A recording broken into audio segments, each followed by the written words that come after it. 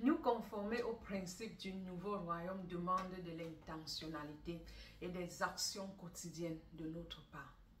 En effet, c'est uniquement par notre intention que nous verrons notre vie se transformer de victoire en victoire, nous permettant ainsi de prospérer et de vivre dans l'abondance qu'offre notre nouveau royaume.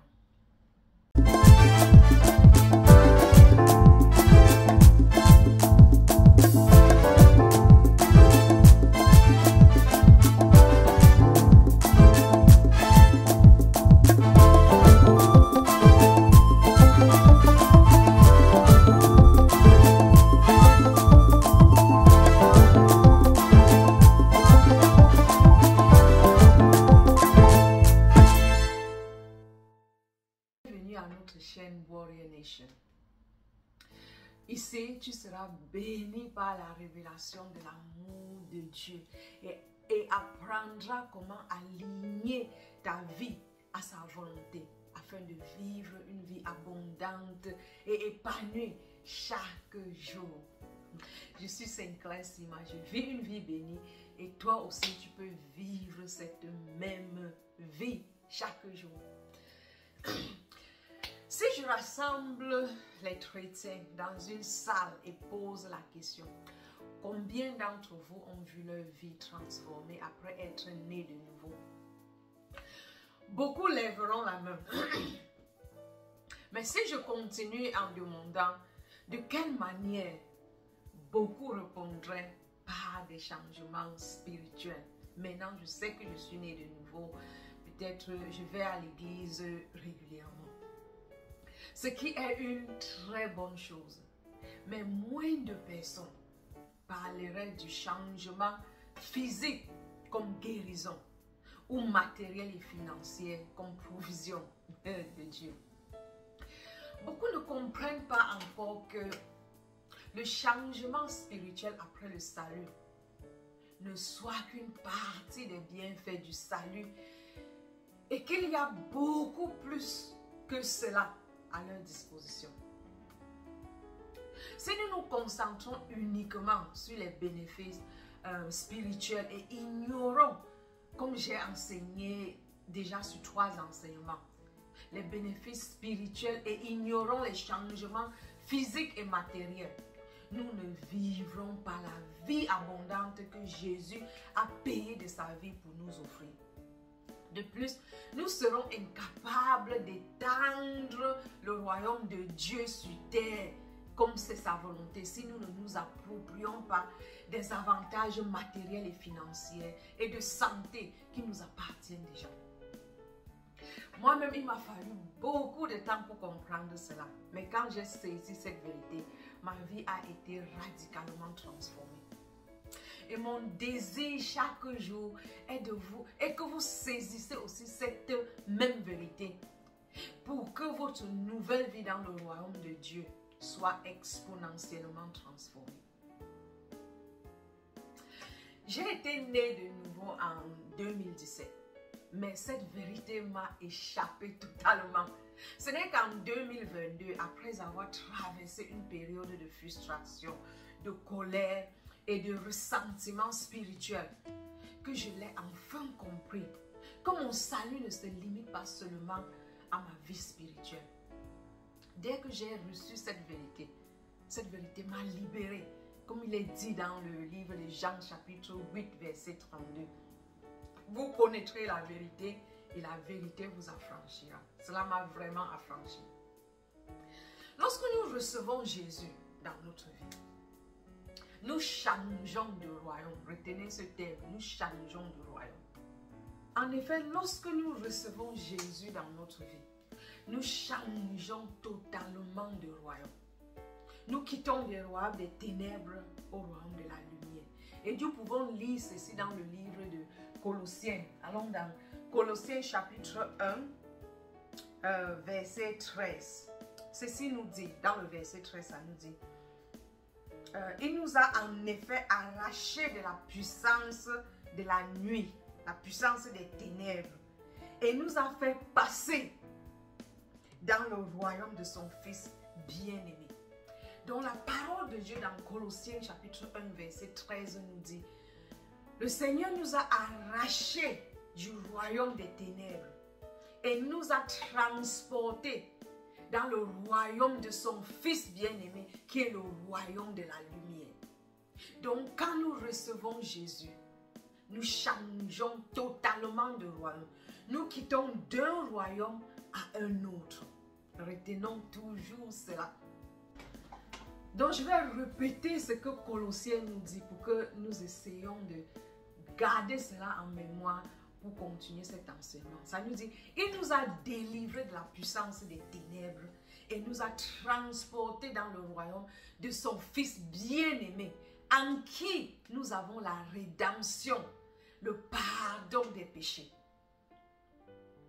Donc nous quittons le royaume des ténèbres, un royaume d'oppression, de manque, de maladie, de condamnation et de mentalité de victime.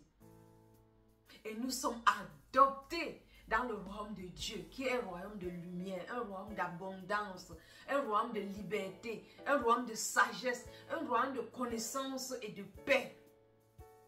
Cependant, après avoir reçu le salut, nous continuons souvent à vivre avec les mêmes mentalités et les mêmes croyances que nous avions dans le royaume des ténèbres, au lieu de laisser cela dans le royaume des ténèbres. Nous ne cherchons pas à apprendre le langage, les règles et les principes de notre nouveau royaume de lumière. Nous ne comprenons pas que le changement dans notre vie ne sera pas automatique, mais intentionnel. Nous ne comprenons pas que nous avons littéralement changé de royaume et que pour jouir de tout ce que ce nouveau royaume offre, nous devons nous y adapter en prenant des actions intentionnelles chaque jour pour nous conformer à ce nouveau royaume. Je me rappelle de mon parcours en 1998, lorsque j'ai quitté le Cameroun pour émigrer en Grande-Bretagne. Tout avait changé dès mon arrivée à Londres. Premièrement, la langue était différente. Au lieu du français auquel j'étais habituée au Cameroun, on parlait l'anglais. J'avais changé de royaume. Ensuite, en montant dans un taxi, j'ai constaté que la conduite se faisait à gauche, contrairement à la conduite à droite, comme j'étais habituée au Cameroun. Encore, j'ai aussi remarqué que les citoyens dans ce royaume marchent du côté gauche de la route. J'avais changé de royaume. J'ai dû aussi échanger ma monnaie, le CFA que j'avais, contre la livre sterling, car c'était la devise de mon nouveau royaume. Une fois de plus, j'avais changé de royaume. De plus, contrairement au Cameroun où il était normal de discipliner les enfants avec un fouet, si vous êtes africain, vous allez comprendre. Cela était interdit en Grande-Bretagne. J'avais changé de royaume. J'ai vite réalisé que pour prospérer dans ce nouveau royaume, je devrais apprendre la langue de ce royaume, connaître la monnaie de ce nouveau royaume et m'adapter aux lois locales du nouveau royaume. Si j'avais obstinément refusé de changer mes habitudes en disant « de toute façon, je vais continuer à parler le français comme au Cameroun, je vais utiliser le CFA, je vais conduire ou marcher à droite et je vais fouetter mes enfants pour les discipliner », non seulement j'aurais été frustrée et misérable, mais je n'aurais jamais pu prospérer dans ce nouveau royaume auquel j'appartenais désormais. Si spirituellement, nous changeons de royaume comme le livre de Colossiens nous indique et ne cherchons pas à nous conformer aux lois du nouveau royaume, nous ne pourrons pas recevoir l'héritage qui nous est réservé dans le royaume de la lumière, comme ça nous dit dans le même livre, 1 Colossiens chapitre 1 verset 12. Lisons ce que ça nous dit au verset 12 du livre de Colossiens. Le verset 12 nous dit, le verset 12 nous dit, remerciez avec joie Dieu, le Père. Il vous a rendu capable d'avoir part au bien qu'il réserve dans le royaume de lumière à ceux qui lui appartiennent.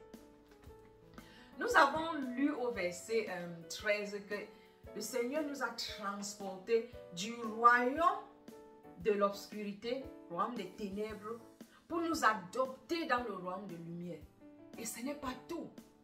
Le verset 12 nous enseigne que dans ce royaume de lumière où nous appartenons maintenant, où nous avons été adoptés comme son fils et ses filles, il nous réserve un héritage dans ce royaume. L'héritage est déjà là. Mais si nous n'apprenons pas à nous conformer aux lois, à prendre les règles de ce royaume, nous n'allons pas jouir de l'héritage que le verset 12 nous enseigne. Il nous a transportés et nous donne l'héritage qu'il nous a réservé depuis longtemps. Donc c'est important que nous apprenions le langage, la loi et les régulations de ce nouveau royaume pour prospérer et jouir de toute l'abondance que ce royaume nous réserve. Lorsque nous changeons de royaume spirituellement, nous devons laisser derrière nous les mentalités, les comportements de l'ancien royaume et adopter les mentalités et les comportements du nouveau royaume. Cependant, ce que beaucoup d'entre nous font le plus souvent quand nous recevons le salut et sommes nés de nouveau, nous apportons avec nous tous les bagages de l'ancien royaume. Et ceci continue à nous rappeler qui nous étions. Mais nous perdons de vue ce que dit 2 Colossiens chapitre 5 verset 17. Si quelqu'un est en Christ, il est une nouvelle créature. Les choses anciennes sont passées. Voici, toutes choses sont devenues nouvelles. Et ça a été mon expérience de 2017 à 2022. Après ma nouvelle naissance, il m'a fallu du temps pour comprendre que je devrais abandonner totalement qui j'étais et embrasser qui je suis devenue. Une nouvelle créature en Jésus et adopter les pensées, le langage du nouveau royaume. Me voir comme le roi de ce royaume me voit, qui est notre Dieu et notre Père. Paul nous donne le secret comment être intentionnel pour pouvoir nous adapter dans notre nouveau royaume dans le livre de Romains chapitre 12 verset 2. Lisons littéralement ce que Paul nous dit dans le livre de Romains 12 verset 2. Le livre de Romains chapitre 12 verset 2 nous dit: ne vous conformez pas aux habitudes de ce monde, mais laissez Dieu vous transformer et vous donner une intelligence nouvelle. Vous pourrez alors discerner ce que Dieu veut. Vous pouvez alors discerner ce que Dieu veut, ce qui est bien, ce qui est agréable et ce qui est parfait. Donc quand nous quittons de l'ancien royaume qui est le royaume des ténèbres et sont adoptés dans le nouveau royaume qui est le royaume de la lumière, nous devons laisser derrière nous tous les bagages de l'ancien royaume. Car en ce moment, comme le livre de 2 Corinthiens 5 chapitre 17 nous dit, quand nous entrons dans le royaume de lumière, nous devenons une nouvelle personne. L'ancien est décédé, l'ancien est mort. La personne que tu étais avant n'existe plus. Tu nais de nouveau dans ce royaume. Et tu dois alors, comme Romains 12, verset 2 nous dit, nous devons nous ouvrir, être disposés pour que Dieu transforme notre intelligence, notre pensée, et que nous adoptons et que nous comprenons le langage, la pensée du nouveau roi. Nous adoptons cela et que nous connaissons ce qui est bien. Nous nous focalisons sur ce qui est bien, ce qui est agréable, ce qui peut plaire à Dieu.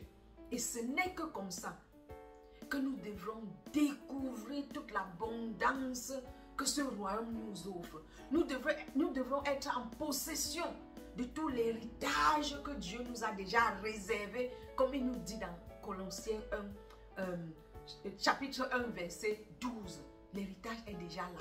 mais nous devons nous laisser transformer, notre esprit être transformé et adopter le langage et les lois de ce nouveau royaume pour jouir de tout ce que ce royaume a d'abondance. Donc une fois nés de nouveau, nous restons dans ce monde, mais nous n'en faisons plus partie de ce monde. Nous devenons des ambassadeurs du royaume de Dieu sur terre. Et notre comportement, nos pensées et notre langage doivent refléter ceux de ce nouveau royaume. Oui, ce processus n'est pas automatique, mais intentionnel. Le salut est automatique quand nous acceptons Jésus. Mais dès que nous acceptons Jésus comme notre sauveur, nous devenons nouveaux. Mais nous conformer au principe du nouveau royaume, cela demande de l'intentionnalité et des actions quotidiennes de notre part. C'est uniquement en étant intentionnel que nous verrons notre vie transformée de victoire en victoire. Et que nous pourrons prospérer et vivre dans l'abondance que notre nouveau royaume offre. C'est un royaume riche, abondant, dans tout domaine qui te permettra de vivre une vie de plénitude et une vie équilibrée. Adopte la pensée de ton nouveau royaume afin de pouvoir t'approprier de tout ce qui est déjà mis à ta disposition par ton roi et ton Père qui t'adore. Je veux maintenant vous donner certaines différences entre les deux royaumes pour t'aider à renouveler ton esprit, ta pensée et tes paroles et à vivre conformément au royaume de Dieu. Donc, utilise ces points que je vais énumérer comme un baromètre pour savoir si tu vis selon le royaume de lumière ou si tu portes encore les bagages du royaume des ténèbres. Premièrement, abondance et bénédiction. Dans Jean chapitre 10, verset 10, ça nous dit: le voleur vient uniquement pour voler, égorger et détruire. Mais moi je suis venu afin que les brebis aient la vie et qu'elles aient en abondance. Jésus promet une vie abondante à ceux qui le suivent. Cette abondance n'est pas seulement spirituelle, mais inclut tous les domaines de ta vie. Donc observe ta vie en ce moment. Vis-tu dans l'abondance ou dans le manque? C'est les questions que tu vas te poser et répondre. L'abondance est d'abord acquise dans la pensée avant de se manifester dans ta vie. Portes-tu des pensées de pauvreté ou as-tu une pensée d'abondance? Pose-toi cette question. Deuxièmement, notre relation avec Dieu. Le royaume des ténèbres, la relation avec Dieu est brisée. Il y a un sentiment de séparation, de peur, de honte et de condamnation. Les gens se sentent dans ce royaume loin de Dieu et ne connaissent pas son amour. C'est difficile d'écouter Dieu et de même croire à l'amour et la bonté de Dieu. Alors que dans le royaume de Dieu, c'est un royaume de réconciliation avec Dieu. Les relations sont restaurées et les croyants ont une communion intime avec Dieu, basée sur son amour et sa grâce. Ils sont enfants de Dieu et co-héritiers avec le Christ. Troisième point, espérance et victoire. Dans 1 Corinthiens chapitre 15, verset 57, nous lisons: mais grâce soit rendue à Dieu, qui nous donne la victoire par notre Seigneur Jésus-Christ. Donc en Christ, nous les croyants devons vivre avec la conviction que nous sommes victorieux. Peu importe le défi que nous traversons, l'espérance est ancrée dans la victoire de Christ sur la mort et le péché. Quatrièmement, la nature et l'essence. Le royaume des ténèbres est caractérisé par l'oppression, la peur, le manque, la condamnation et l'esclavage spirituel. Il est gouverné par Satan, qui tente de maintenir les gens dans la confusion, dans le péché et la séparation avec Dieu. Alors que dans le royaume de Dieu, C'est un royaume de lumière, de vérité, de paix, de liberté, d'amour. Il est dirigé par Dieu et ceux qui y appartiennent vivent dans la grâce, la liberté et la justice. Lequel s'applique dans ta vie en ce moment? Cinquièmement, nous avons la mentalité. Le royaume des ténèbres, la mentalité est centrée sur le manque, sur le désespoir, sur la méfiance. On a peur de faire confiance et la culpabilité. Les gens y vivent souvent avec une mentalité de victime, craignant l'avenir et se sentant incapables d'échapper à leurs conditions. Alors que dans le royaume de Dieu, la mentalité dans ce royaume est celle de l'abondance. Mentalité, c'est l'abondance dans tout domaine. De l'espérance, de la foi et de la victoire. Ceux qui appartiennent à ce royaume ont une mentalité de conquérant, croyant que par Christ, ils peuvent surmonter toute difficulté et prospérer. Est-ce que c'est ça ta pensée, ta mentalité en ce moment? Sixième point, c'est la liberté contre l'esclavage. Le royaume des ténèbres, les habitants de ce royaume vivent dans l'esclavage du péché, des addictions, des oppressions et des pensées négatives. Ils sont souvent enchaînés par des habitudes destructives et par la culpabilité. Alors que dans le royaume de Dieu, c'est un royaume de liberté. Jésus a libéré ceux qui croient en lui du péché, de la condamnation. Les habitants sont affranchis pour vivre dans la liberté spirituelle, émotionnelle, physique et financière. Le septième point, c'est la paix et la joie.